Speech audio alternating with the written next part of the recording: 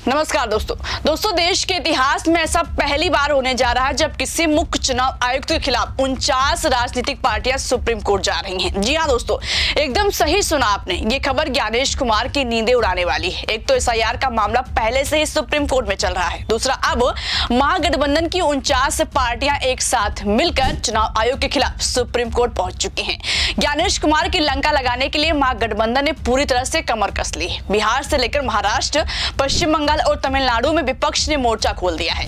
तमिलनाडु में तो ज्ञानेश कुमार के खिलाफ प्रस्ताव तक पास हो चुका है। यही नहीं, विपक्ष एक बार फिर सड़कों पर उतर चुका है। सबसे पहले आप इस खबर को देखिए। टीवी9 की खबर में देखिए, लिखा है एसआईआर के खिलाफ सुप्रीम कोर्ट जा रहे स्टालिन, तमिलनाडु की 48 पार्टियों का मिला साथ। तो खबर से आप समझ गए होंगे कि तमिलनाडु के मुख्यमंत्री एमके स्टालिन के साथ 48 राजनीतिक पार्टियों ने ज्ञानेश कुमार के खिलाफ मोर्चा खोल दिया है। विपक्षी गठबंधन ने साफ तौर पर ऐलान कर दिया कि अगर चुनाव आयोग को ये लगता है कि वो अपनी मनमानी करेगा, भाजपा की बी टीम बनकर रहेगा, उसको फायदा पहुंचाने के लिए काम करेगा, जैसे मर्जी जहां मर्जी वहां एसआईआर करवाएगा, तो ऐसा होने वाला नहीं है। अब विपक्ष हाथ पर हाथ रखकर तमाशा नहीं देखेगा। चुनाव आयोग को घेरने के लिए सड़क से लेकर संसद और संसद से लेकर सुप्रीम कोर्ट तक तैयारी हो चुकी है। दरअसल दोस्तों, बिहार के बाद अब चुनाव आयोग देश के 12 राज्यों में एसआईआर करवा रहा है, जबकि इसका विरोध शुरुआत से हुआ है, मगर विरोध की आग में खुद चुनाव आयोग ने घी डाला। 12 राज्यों की लिस्ट में तमिलनाडु भी है, इसलिए तमिलनाडु की 49 पार्टियां विरोध में हैं। वहां पर महागठबंधन ने एक बहुत बड़ी सर्वदलीय बैठक बुलाई। जो मीटिंग बुलाई गई थी, ऑल पार्टी मीटिंग बुलाई गई थी, जिसको तमिलनाडु के मुख्यमंत्री एमके स्टालिन ने बुलाई थी। जब बात ज्ञानेश कुमार के खिलाफ की थी, तो तमिलनाडु की 48 पार्टियां एक साथ शामिल हुई। इस मीटिंग में जो फैसला लिया गया, उस फैसले ने बता दिया कि लड़ाई अब सुप्रीम कोर्ट में लड़ी जाएगी। मुख्य चुनाव आयुक्त ज्ञानेश कुमार सुप्रीम कोर्ट में घसीटे जाएंगे। इसमें मुख्य रोल मुख्यमंत्री एमके स्टालिन का रहेगा। यानी बिहार से निकला एसआईआर विवाद की लड़ाई एमके स्टालिन मजबूती के साथ लड़ने जा रहे हैं और ज्ञानेश कुमार की बखिया उधेड़ने का पूरा मन बना चुके हैं। दोस्तों, इस मीटिंग में चुनाव आयोग के खिलाफ एक प्रस्ताव पास किया गया है, जिसमें पार्टियों ने चुनाव आयोग से रिवीजन की प्रक्रिया रोकने की अपील की है। मीटिंग में कहा गया कि बिहार में इस प्रोसेस से जुड़े एक मामले में सुप्रीम कोर्ट का फैसला अभी तक नहीं आया है। इसके बावजूद अन्य राज्यों में एसआईआर किया जा रहा है। इन पार्टियों का कहना है कि अगर एसआईआर करवाना है तो पहले इसमें मौजूदा कमियों को दूर किया जाए, फिर इसे किया जाना चाहिए। इतना ही नहीं दोस्तों, इस प्रस्ताव में चुनाव आयोग को बीजेपी की कठपुतली तक बताया गया है। दावा किया गया है कि इस रिवीजन से अल्पसंख्यकों और विपक्ष की तरफ झुकाव रखने वाले वोटर से उनका वोट देने का अधिकार छीना जा सकता है। प्रस्ताव में कहा गया है कि इसमें कोई शक नहीं है कि एसआईआर को एक तरफा तरीके से प्लान किया गया, लोगों को उनके वोट देने के अधिकार से वंचित करने और लोकतंत्र को पूरी तरह खत्म करने के मकसद से ये सब किया जा रहा है। दोस्तों, मीटिंग में 48 राजनीतिक पार्टियों ने क्या क्या कहा है, क्या फैसला लिया है, इसकी जानकारी एमके स्टालिन ने बाकायदा ट्वीट करके दी। उन्होंने कहा कि तमिलनाडु के लोगों के मताधिकार को छीनने और लोकतंत्र की हत्या करने के इरादे से जल्दबाजी में लागू किए जा रहे एसआईआर के खिलाफ एकजुट होकर आवाज उठाना सभी दलों का कर्तव्य है। मतदाता सूची संशोधन में भ्रम और शंकाओं के चलते हमारी मांग है कि इसे 2026 के आम चुनाव के बाद पर्याप्त समय के साथ और बिना किसी समस्या के किए जाना चाहिए। ईसीआई ने इस मांग को नहीं माना, इसलिए हमने आज की सर्वदलीय बैठक में सुप्रीम कोर्ट का दरवाजा खटखटाने का फैसला किया है।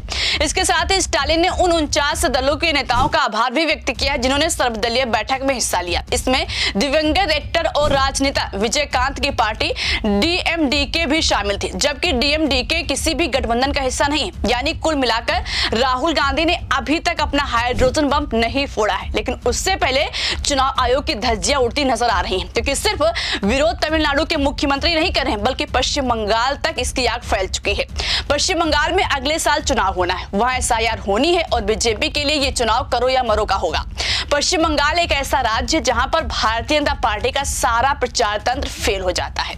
ममता बनर्जी के आगे भाजपा पूरी तरह से धाराशाही हो जाती है। वहां पर आज से यानी 4 नवंबर से एसआईआर प्रक्रिया शुरू हो गई है, जिसके विरोध में ममता बनर्जी सड़क पर उतर चुकी हैं। टीएमसी का कहना है कि एसआईआर जिस तरह से की जा रही है, सवाल नीति और नियत पर है।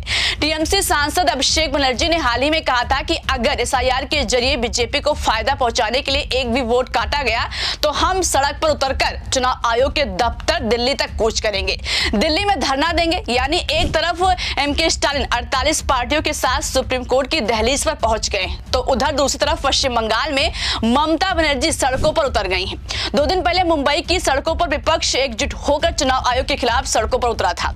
वीडियो में जो आप नजारा देख रहे हैं मुंबई का है, जहां 1 नवंबर को विपक्षी दलों ने वोट चोरी के खिलाफ एक आंदोलन किया। इस आंदोलन में कई विपक्षी नेता एक साथ एक मंच पर नजर आए। इसके बाद जब ज्ञानेश कुमार पर लगातार दबाव बढ़ने लगा, बिहार से ऐसी घटनाएं सामने आने लगी जिसमें एनडीए के नेता खुलेआम आचार संहिता की धज्जियां उड़ाते नजर आ रहे हैं। मोकामा हत्याकांड के बाद तो ज्ञानेश कुमार को विपक्ष घेरने लगा, चुनाव आयोग को मरातक बताया जाने लगा। तब मजबूरी में ज्ञानेश कुमार को एक पीसी करनी पड़ी। मैं एक बार स्पष्ट करना चाहता हूं कि चुनाव आयोग के लिए न कोई पक्ष है न कोई विपक्ष है, सब समकक्ष है। मगर हर बार की तरह वही रहा, चुनाव आयोग निष्पक्ष है, उस पर लग रहे आरोप सभी निराधार है। देखा जाए दोस्तों तो अब ज्ञानेश कुमार की लंका लगने से भाजपा नहीं बचा पाएगी, क्योंकि अब असलियत जनता के सामने आ चुकी है। उनके इरादों को जनता भी भांप चुकी है, क्योंकि बिहार एसआईआर का मामला सुप्रीम कोर्ट में चल ही रहा है, अभी निपटा नहीं, मगर 12 राज्यों में एसआईआर की प्रक्रिया शुरू हो गई है। यही वजह है कि एसआईआर के खिलाफ आग शांत होने के बजाय भड़क उठी है। महाराष्ट्र से लेकर पश्चिम बंगाल, तमिलनाडु तक विपक्ष हाथ पर हाथ रखकर नहीं बैठा है, बल्कि लड़ाई और तेज हो गई। स्टालिन की पार्टी ने सुप्रीम कोर्ट में याचिका दायर कर दी है।